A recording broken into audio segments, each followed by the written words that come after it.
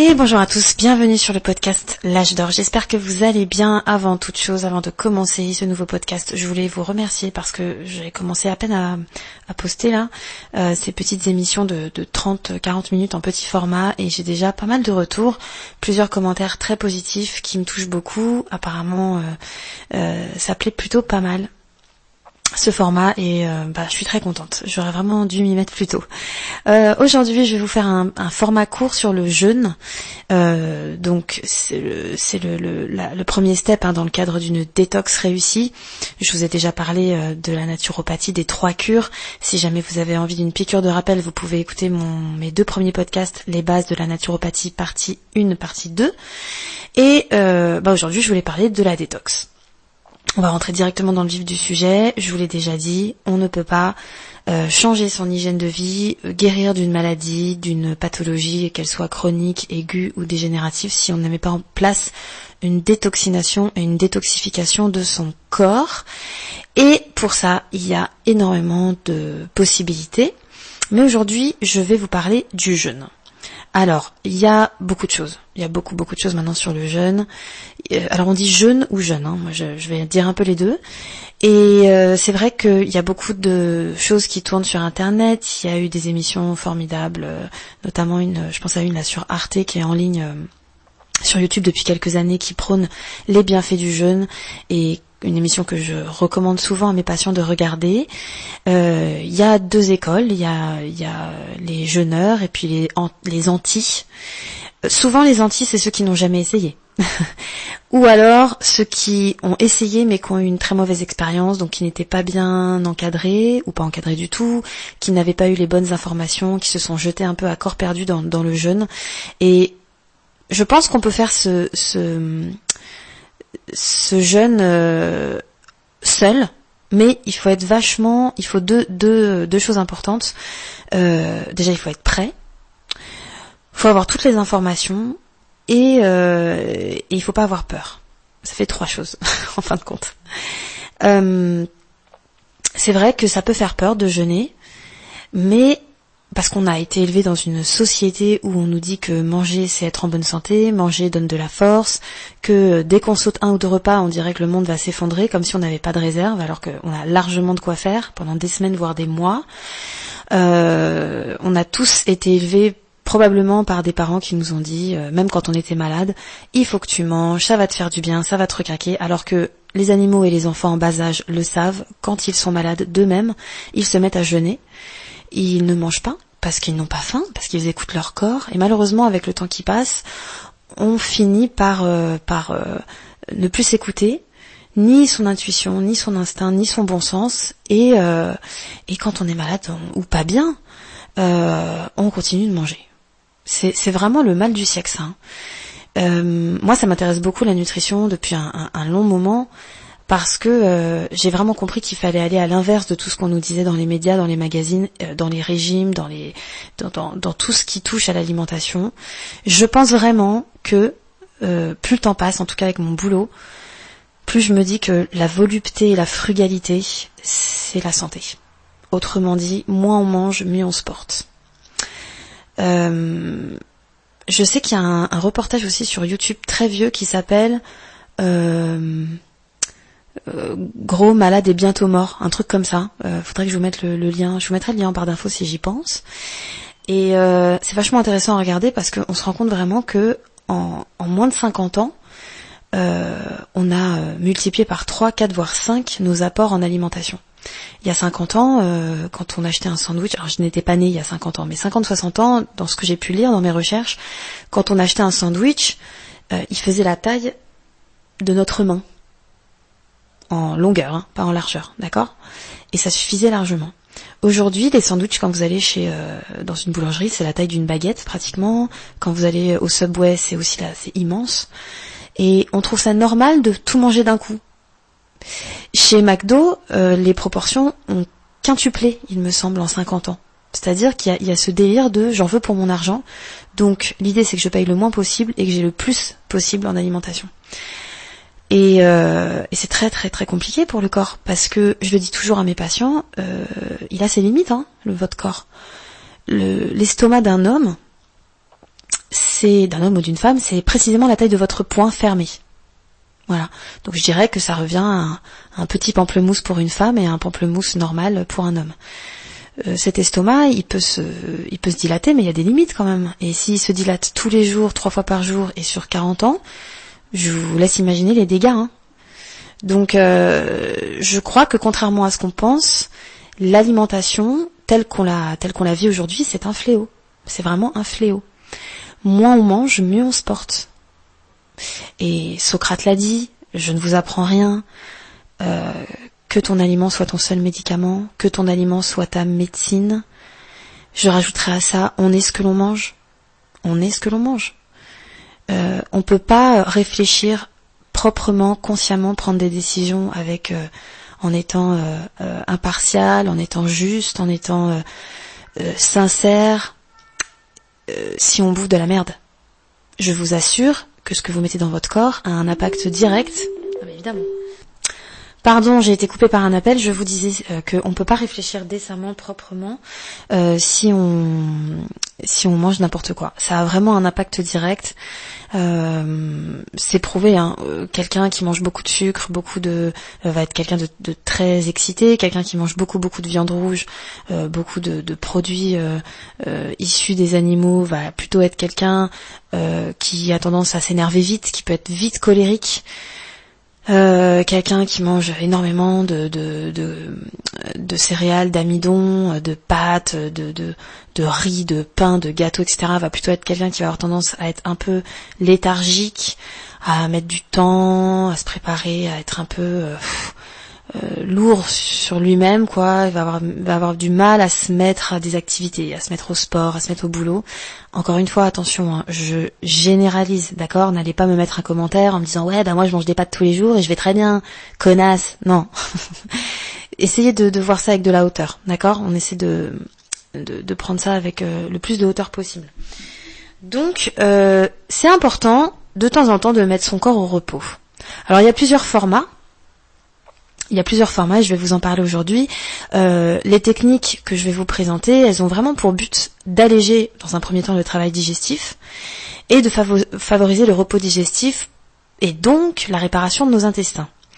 Et pendant que les intestins se reposent, toute l'énergie vitale qui est disponible, qu'on n'utilise pas finalement pour la digestion, et je crois que la digestion, elle prend 80% de notre énergie vitale, je crois. Entre 60 et 80%, c'est énorme. C'est pour ça qu'après avoir déjeuné, vous avez du mal à vous remettre au boulot. Vous avez plutôt envie d'une petite sieste. Parce que quand on mange le midi, c'est super dur de se remettre au boulot après. Moi, je sais qu'au cabinet, j'enchaîne mes rendez-vous. Je mange pas le midi, ou très rarement. Parce que je sais que si je mange, après, pour accueillir mes patients et leur faire des irrigations du côlon, parler avec eux, les écouter, etc., les orienter, si j'ai mangé, laissez tomber, je suis dead, je suis éclatée au sol, quoi. Donc, ce travail-là, il va permettre à l'ensemble du corps de se nettoyer et de se réparer là où il a besoin. Donc, on passe aussi du bas mental, en termes de vibration, je dirais, au haut mental. Parce que quand on mange plus, mesdames et messieurs, on est en phase avec soi-même. Pas les premiers jours. Les premiers jours, c'est un peu chaudard, je vais pas vous mentir. Plus on est intoxiqué, plus les premiers jours de jeûne sont un petit peu difficiles à encaisser. Mais alors après, quand on a dépassé ce stade et qu'on n'a plus la faim sociale qui se présente à nous par le mental, alors là, c'est le champ des possibles qui s'ouvre. Hein. C'est impressionnant comment on se sent. On va un peu à sa propre rencontre. On se défait de ses peurs, de ses jalousies, de son stress oxydatif, de toutes ses valises émotionnelles, des maladies aiguës chroniques dégénératives. Pour moi, c'est la chimiothérapie en naturopathie. Il n'y a vraiment pas mieux. Mais ça se prépare. C'est clair que ça se prépare.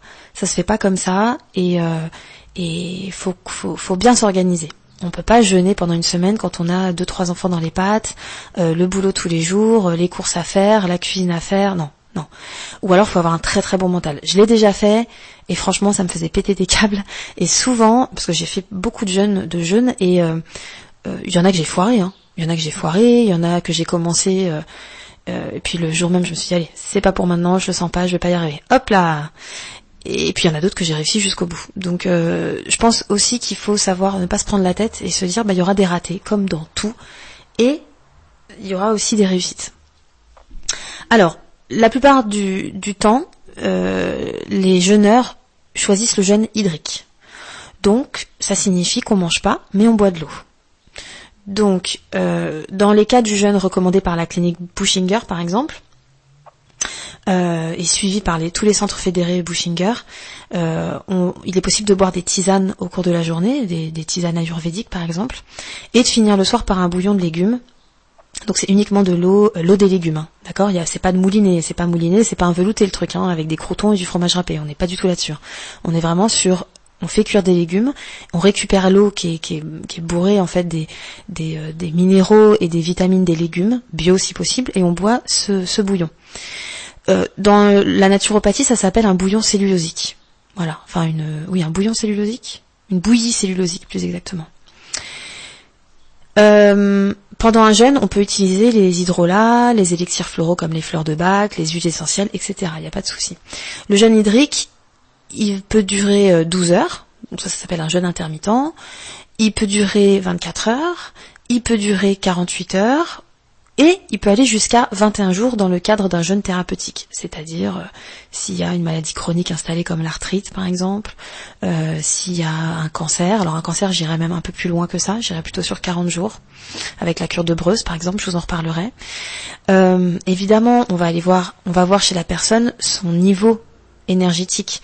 Je vous donne un exemple, quelqu'un de 70 ans qui est bourré d'arthrose, qui est tout gris, qui fait des insomnies et qui est dépressif, je vais pas le faire jeûner une semaine. Parce que je sais qu'il n'aura pas le mental pour, qu'il n'aura pas l'énergie disponible pour, etc. Mais on peut partir par exemple sur, 12 heures pour commencer, et ensuite 24 heures, tous les 15 jours ou tous les mois, pour voir ce qui se passe. En fait, on fait des tests.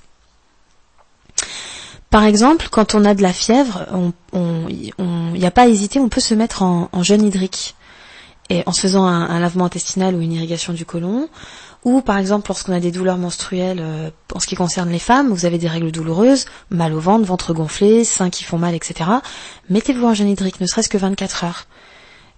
C'est vachement intéressant de voir ce qui se passe, comment le corps se repose et ce qui peut arriver en cas de fièvre ou de règles douloureuses.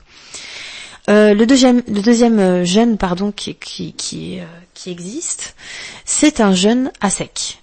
Donc, ça signifie qu'on ne mange pas et qu'on ne boit pas pendant une période déterminée. Pendant une période de 6 à 72 heures, par exemple. Par exemple, vous pouvez faire un jeûne hydrique, c'est-à-dire 2 jours d'eau, puis une demi-journée ou 24 heures de jeûne sec, puis on finit par 1 jour ou 2 encore de jeûne hydrique. C'est tout à fait possible. Faut savoir que le jeûne hydrique va essorer le sang. C'est-à-dire quand on a un sang relativement épais parce qu'on mange mal, parce on se bouge pas, on fait pas de sport, parce qu'on n'est pas bien dans sa vie, le sang a tendance à s'épaissir. Et d'ailleurs ça se voit parce que si on se coupe, il coagule relativement vite. Donc le jeûne hydrique va permettre d'essorer le sang, de nettoyer le sang. Le jeûne sec, lui, il va aller encore plus en profondeur et il va essorer la lymphe. Je vous reparlerai de la lymphe dans d'autres podcasts. Dans la pratique de la naturopathie, on considère qu'un jour de jeûne sec correspond à 3 jours de jeûne hydrique. Donc ça va à une vitesse, mes aïeux, c'est impressionnant. C'est vraiment impressionnant. C'est bien plus puissant, ça fait remonter bien plus rapidement les déchets à la surface pour les éliminer. C'est vraiment recommandé pour l'élimination nous on appelle ça des cols, donc autrement dit des céréales, des amidons qui créent du mucus, hein, tout ce que vous mangez en termes d'amidon, les pâtes, le pain, les légumineuses, les gâteaux, etc., etc. Ça va vraiment venir chercher le mucus et les viscosités en dehors du corps. Il faut être prêt pour ce jeûne sec. Il faut être prêt parce que y a tout un tas d'inconvénients qui vont arriver, et si vous êtes dans vos peurs, c'est foutu, je vous le dis direct, c'est mort. Il faut faire confiance à votre corps. Votre corps ne peut pas mourir en jeûne sec, assez court. Il y a des gens qui se sont mis à jeûner rapidement, qui se sont intéressés, puis hop, ils n'ont pas fait de descente alimentaire, ils se sont pas préparés, ni psychologiquement, ni physiquement, etc. Et donc ils se sont mis à jeûner du jour au lendemain. Et souvent, ils se disent, bon allez, je me fais un dernier gros restaurant ou gros repas ce soir et je commence à jeûner demain. Erreur fatale. Parce que le corps n'a pas le temps, n'a pas vécu une descente alimentaire, donc il n'a pas pris le temps de comprendre ce qui va se passer, de se préparer. Et il peut arriver ce qu'on appelle un transfert morbide, c'est-à-dire qu'il y a une multitude de toxines qui vont se libérer dans votre sang, et alors là, vous allez très mal le vivre, très très mal le vivre. Et j'avoue que dans des cas assez rares, certaines personnes sont décédées. Je fais pas du tout, là pour le coup je suis en train de foutre en l'air ma publicité pour le jeûne, mais je fais pas de publicité en fait, je vous explique juste ce que c'est. Et c'est des cas vraiment très rares. Donc à prendre avec des pincettes quand on vous dit sur les chaînes de télévision ouais gna gna gna, des naturopathes ont tué un patient parce qu'il a jeûné. Non, c'est le patient qui est mort parce qu'il a fait n'importe quoi, parce que il était mal encadré, parce que tout ce que vous voulez, mais c'est quand même extrêmement rare. Le jeûne sec, il va être aussi intéressant pour ceux qui ont peur d'avoir faim ou qui sont impatients, parce que les sensations de faim vont être très vite moins présentes. Et l'autophagie du jeûne se déclenche plus rapidement. L'autophagie, c'est la capacité du corps à bouffer ses propres toxines. Donc, si vous souhaitez tester le jeûne sec, faut commencer petit à petit pour faire travailler la capacité d'adaptation de votre corps. Faut commencer par du jeûne intermittent sec, c'est-à-dire que vous sautez soit le repas du soir, soit le petit déjeuner, sans boire depuis le repas d'avant, ni le repas d'après. Là, on est déjà sur une base de 12 heures. C'est déjà pas mal, en comptant la nuit aussi. Donc essayez ensuite de faire 24 heures en dînant tôt, par exemple vous dînez vers 17-18 heures et léger, et puis vous jeûnez à sec la nuit, le lendemain matin, et ce jusqu'au soir suivant, où vous pouvez vous reprendrez entre guillemets l'alimentation par un jus de légumes ou un verre d'eau avec des fruits frais dedans, ou à côté du verre d'eau. Mais je pense que l'important c'est de s'écouter et c'est d'explorer ses sensations. Encore une fois, Pierre va pas avoir les mêmes sensations que Paul, qui va pas avoir les mêmes sensations que Jacques, etc. Il y en a qui vivent ça dans un délire total, on dirait presque qu'ils ont pris des champignons, et alors là c'est Lucy in the Sky le truc, et d'autres ça va être compliqué, parce qu'ils ont beaucoup de toxines, parce qu'ils ont des peurs, parce qu'ils ont faim, etc. Vous voyez ce que je veux dire ? Faut éviter de manger cuit dans les 24-48 heures avant le jeûne, et faut essayer dans la mesure du possible de se purger, de faire une purge dans les 24 premières heures du jeûne si vous souhaitez faire un long jeûne, entre 2 ou 3 jours, voire plus. Il y a des purges, ça je vais vous en parler, mais il y a aussi l'irrigation du côlon. Moi personnellement je préfère l'irrigation du côlon, pas parce que je la pratique, mais parce que je trouve ça beaucoup plus efficace. La purge, en général, on prend des sels d'Epsom, donc du chlorure de magnésium, si je dis pas de bêtises. C'est un peu dégueulasse à boire, et souvent on va se vider aux toilettes quelques heures après, mais on ne se vide pas entièrement l'intestin. Et un intestin nettoyé qui commence un jeûne, c'est un corps qui a beaucoup plus de chances de se détoxiner dans le calme, dans la sérénité, et pas dans la panique. Il y a aussi le jeûne intermittent qui existe, ça doit beaucoup plus vous parler parce que c'est très présent sur les réseaux depuis quelques temps, il y a même des applications qui sont dédiées au jeûne intermittent. Ça consiste à sauter le repas du soir ou du matin afin de réaliser une fenêtre de repos digestif sans nourriture d'une durée de 16 heures environ pour une fenêtre alimentaire de 8 heures. Je vous donne un exemple, vous dînez tôt le soir vers 18 heures, puis vous recommencez par un jus de légumes ou des fruits frais le lendemain vers 10-11 heures après la nuit. Ce jeûne intermittent, il peut se faire en version jeûne hydrique, donc juste avec de l'eau, ou en version jeûne sec, sans eau, sans rien. Il y a plusieurs études qui existent sur le sujet, je vous les mettrai en barre d'infos. Il y a aussi la cure de légumes qui existe, donc celle-là, elle consiste à ne boire que des jus de légumes, idéalement faits à la maison avec l'extracteur de jus, pendant une durée de 24 heures minimum, et ce jusqu'à environ 3 semaines selon la vitalité de chacun.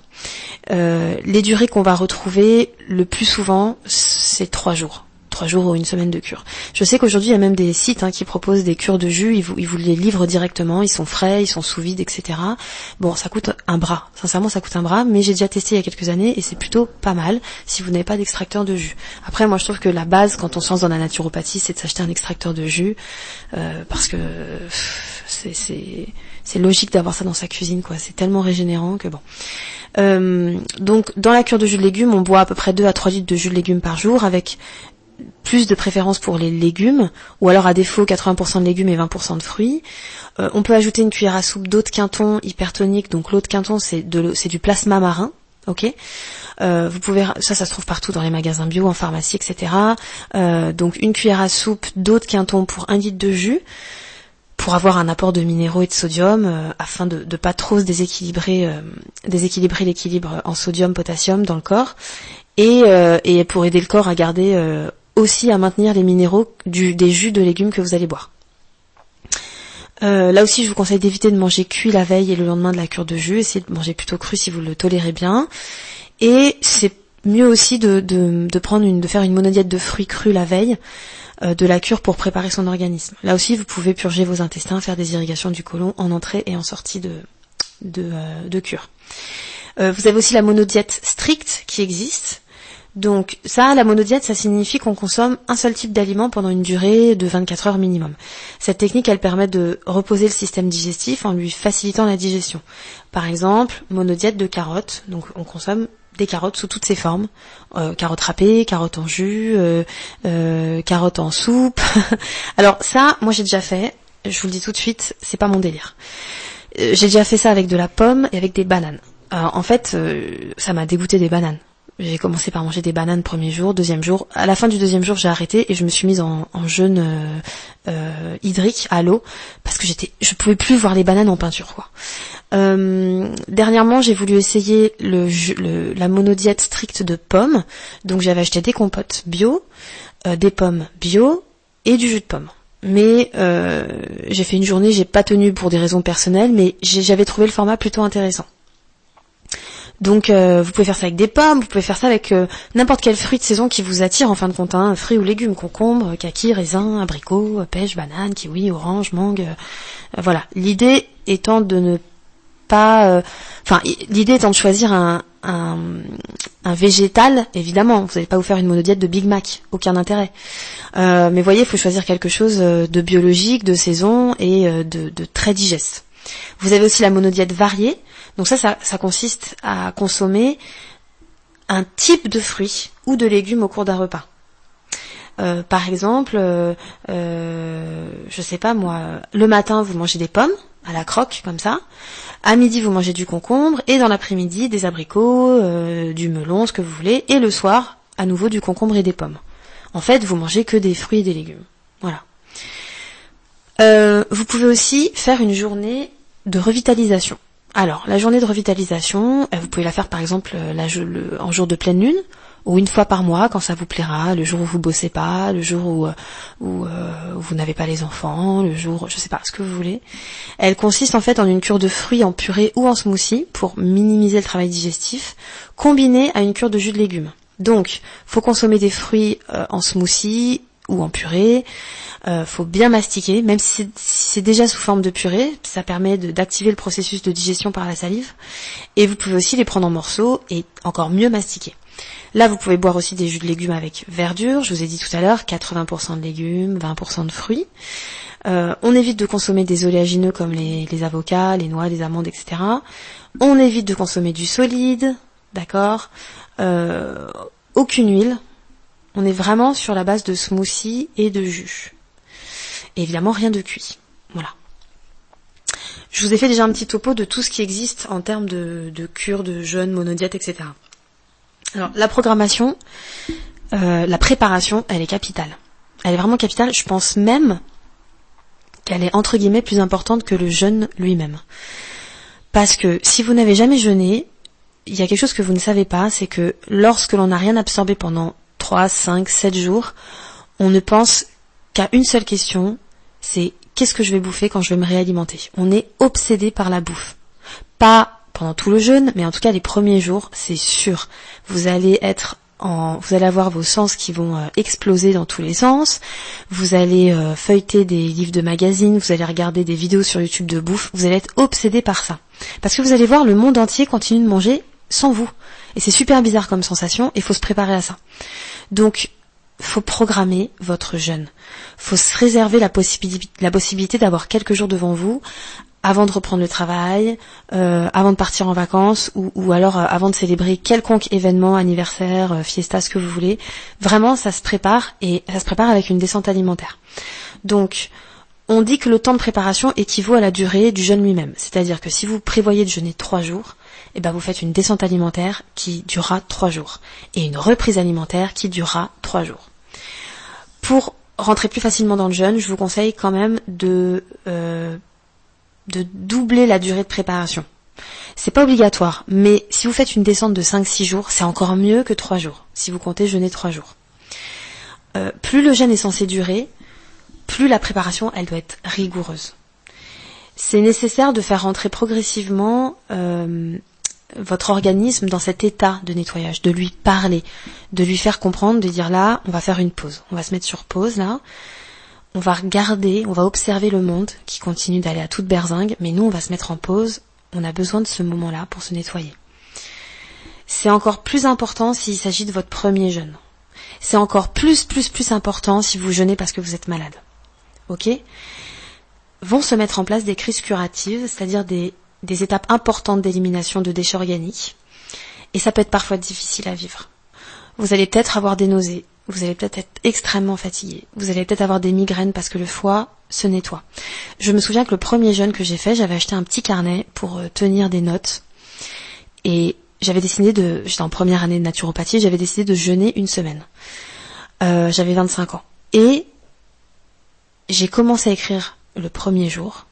Le deuxième jour, je n'arrivais même plus à écrire correctement. Je sais pas où il est ce cahier, faudrait que je le retrouve. J'écrivais comme si j'écrivais de la main gauche. Alors je suis droitière. Vous voyez ce que je veux dire ? J'écrivais n'importe comment. J'avais plus beaucoup d'énergie. Le troisième jour, j'arrivais même plus à tenir le stylo dans la main. Ça vous fait peur, hein, mais j'avais confiance. Je savais que là, j'étais extrêmement faible parce que mon corps se guérissait. Mon corps était en train d'aller puiser en lui toutes les ressources nécessaires pour se nettoyer. Ok ? Donc, plus vous aurez préparé correctement la détox, moins la détox sera difficile. Moi, je pense que j'avais pas très bien fait la descente alimentaire. Je l'avais pas hyper bien suivie parce que j'étais une faux folle. Et je peux vous dire que quand même, je l'ai payé. Les 3 premiers jours, ils ont été chaudards. Par contre, au 4e jour, je n'avais plus la sensation de faim. Je n'avais plus aucune douleur dans le corps. Je ne sentais même plus mon corps. J'avais une peau couleur abricot. Je dormais plus que 5-6 heures par nuit. J'avais des idées qui fusaient dans tous les sens. Je lévitais au-dessus du sol, quoi. C'était incroyable, incroyable. Donc, il faut passer ces étapes-là pour ensuite arriver au mieux-être. Ensuite, qu'est-ce qu'on arrête comme aliment pour bien préparer un jeûne ? Alors, imaginons que vous allez jeûner pendant 3 jours, ou 5 jours, ou 6 jours, ou 7 jours, et je vais vous donner l'exemple d'une descente alimentaire sur 6 jours. Donc, à J-6 avant le début du jeûne, vous allez en priorité arrêter les excitants. Café, thé, alcool, sucre blanc, etc. Dans une détox, c'est aussi la mise au repos du système nerveux qu'on recherche. On est extrêmement sollicité dans nos sociétés. C'est une société de l'ultra vite, de l'ultra consommation, de l'ultra remplissage, et d'un mental qui turbine à fond la caisse, quoi. Donc le système nerveux, il a par-dessus tout besoin d'un arrêt sur image de temps en temps. Et les excitants, ils sont donc évidemment à stopper, à proscrire en première intention. À J-4, vous arrêtez les farineux et les céréales qui, au moment de leur dégradation dans l'intestin, forment ce que l'on appelle des colloïdes, c'est pour ça qu'on appelle ça les cols, c'est-à-dire des molécules qui collent à la paroi de l'intestin. Donc en arrêtant le pain, les pâtes, le riz, les autres céréales de ce genre, même le quinoa, hein, même s'il n'est pas classé, il est plus classé comme une fleur, on l'arrête quand même, le millet, le sarrasin, etc. L'intestin va entrer en régénération lors du jeûne. Et plus il sera mis au repos en amont du jeûne, mieux il va se régénérer, et mieux la flore intestinale pourra sortir de la dysbiose et du déséquilibre pour retrouver sa symbiose et pour retrouver ses équilibres. À J-2, vous allez suspendre la consommation des protéines animales, en premier lieu, et ensuite des protéines végétales. Donc vous arrêtez la viande, le poisson, les œufs, les produits laitiers, le soja, les légumineuses. Ça, c'est arrêté 2 jours avant le jeûne. Dans toutes ces choses que je viens de vous citer, il y a un acide qui s'appelle la purine et qui est très difficile à se dégrader dans le corps. C'est un acide qui provient des produits animaux. Et les nombreux déchets, c'est des déchets acides en fait qui perturbent le côlon, beaucoup, et tout le corps. Les personnes avec des antécédents familiaux de cancer du côlon, par exemple, ou de l'intestin, elles devraient d'ailleurs adopter un grand geste de santé, c'est arrêter la consommation de protéines animales. Ça, c'est une évidence. Et puis les 2 derniers jours de votre préparation alimentaire, vous mangez que des fruits et des légumes. Si vous pouvez, vous les mangez crus, évidemment biologiques, de saison, blablabla. Sinon, vous les mangez cuits à la vapeur douce. Ok ? Évidemment, le nettoyage de l'intestin avant un jeûne, c'est la base. C'est la base. Ça, je vous ferai un podcast là-dessus. Vous avez l'irrigation du côlon, vous avez la purge au chlorure de magnésium, je vous en ai parlé tout à l'heure. Ça aussi, ça se prépare. Vous pouvez prendre les conseils d'un naturopathe, d'un pharmacien, etc. Avant et pendant le jeûne, si on part d'un point de vue qu'on va faire un jeûne hydrique, donc à l'eau, il est fondamental de bien boire pendant la descente alimentaire qui précède le jeûne. Votre organisme, il va pas attendre le premier jour du jeûne pour commencer sa détox. Le processus, il a débuté à partir du moment où vous avez arrêté la consommation des produits stimulants, des stimulants, qui entrent dans votre quotidien. Donc l'arrêt du café, nécessaire, voire vital à nombre d'entre nous. Moi, j'en bois pas, mais je sais que pour beaucoup, c'est hyper important de boire son café pour amorcer la journée. Ça peut occasionner beaucoup de maux de tête. Je vous dis ça quand on arrête le café, d'accord ? Ça peut occasionner des violents maux de tête, signe que la détox a commencé. Ensuite, l'arrêt du sucre, du chocolat, qui sont deux autres grands stimulants, peut aussi générer des modifications physiologiques et psychologiques qui vont indiquer que le travail de nettoyage de l'organisme, il a déjà bien commencé, sensation d'hypoglycémie, sensation de manque, besoin de réconfort, qu'il va falloir chercher ailleurs. En soi. C'est aussi l'intérêt du jeûne, on va vers soi, quoi, dans le jeûne. Et c'est pendant la phase de préparation qu'il faut commencer à s'hydrater correctement avec une eau de qualité. Alors moi, je parle toujours de la Montroucou, de la Montcalm, de la Rosée de la Reine. Évitez les eaux de robinet parce que elles sont pas filtrées et il y a quand même pas mal de résidus présents et de métaux lourds dans ces eaux-là. Vous buvez à petite gorgée, vous essayez de boire 1 litre, 1,5 litre, 2 litres, voilà, c'est quand même assez important. Vous avez aussi des super fontaines aujourd'hui, la fontaine Kangen, je ferai un jour un podcast là-dessus, des machines qui rendent l'eau osmosée, etc. Vous pouvez aussi vous faire des infusions.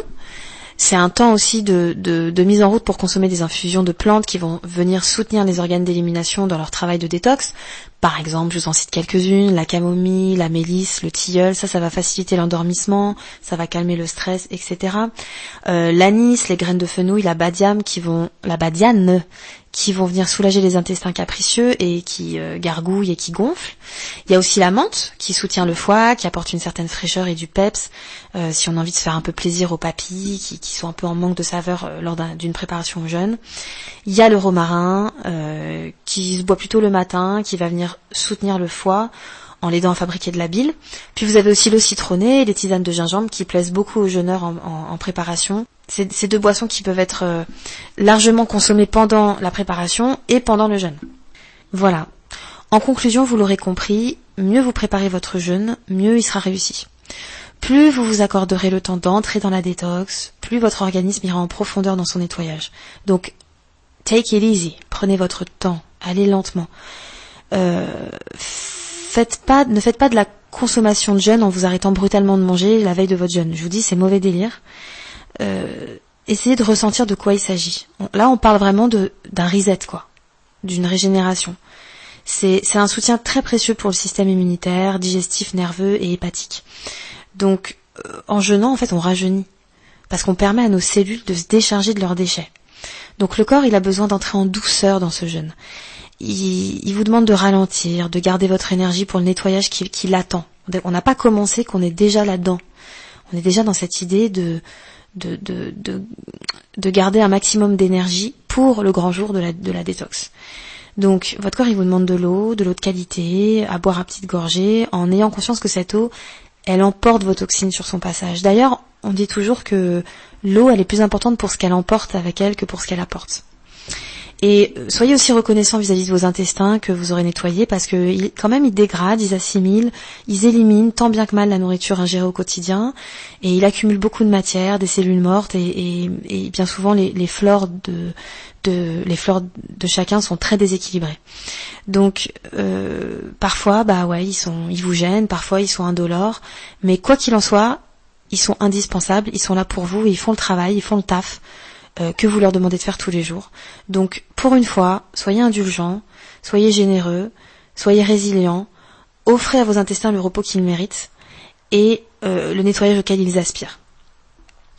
Notez aussi que mieux vous respectez les étapes de la préparation, moins vous aurez faim pendant le jeûne. Et ça, c'est de l'or en barre. L'arrêt brutal de l'alimentation, elle est difficile à vivre. Alors qu'un arrêt progressif, souvent, suivi en plus de nettoyage des intestins par l'irrigation du côlon, ça dispense de la faim. Et les maux de tête sont le signe d'une détoxination profonde lors d'un jeûne. Donc, eux aussi, si vous en avez, ils seront limités si la préparation, elle est respectée et si l'hydratation, elle est suffisante.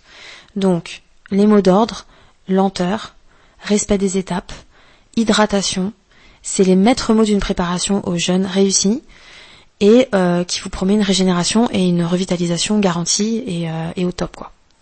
Voilà. Ça, c'était la première partie.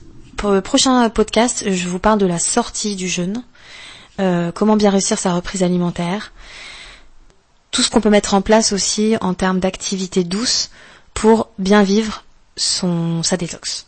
Voilà. Si ce podcast vous a plu, je vous remercie de l'avoir écouté. Je vous invite à vous abonner, à laisser des commentaires. Vous pouvez aussi me retrouver sur ma chaîne Insta à Naturo dans la peau 64. Voilà. Je vous embrasse et je vous dis à très bientôt. Ciao.